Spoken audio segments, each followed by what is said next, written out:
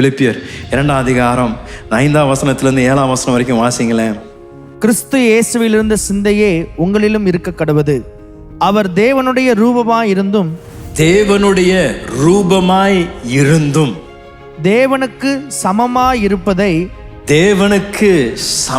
இருப்பதை கொள்ளையாடின பொருளாக எண்ணாமல் அதை கூட எண்ணாமல் தம்மை தாமே வெறுமையாக்கி அடிமையின் ரூபம் எடுத்து மனுஷர் சாயலானார்.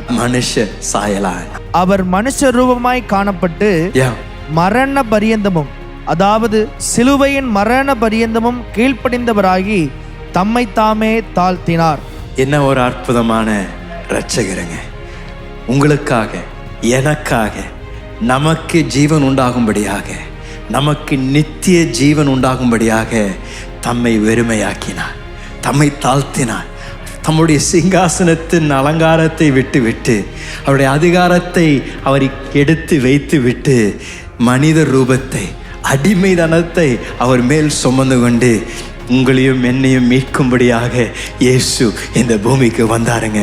அவருக்கு ஒரு கரங்களை தட்டி அவருக்கு நன்றி சொல்லாமா? ஆண்டவரே, எவ்வளோ ஒரு அற்புதமான ஒரு அன்பு, உமக்கு நன்றியை செலுத்துகின்ற ஆண்டவரே. என்ன ஒரு அற்புதமான ஒரு பிறப்பு, என்ன ஒரு அற்புதமான ஒரு பிறப்பு.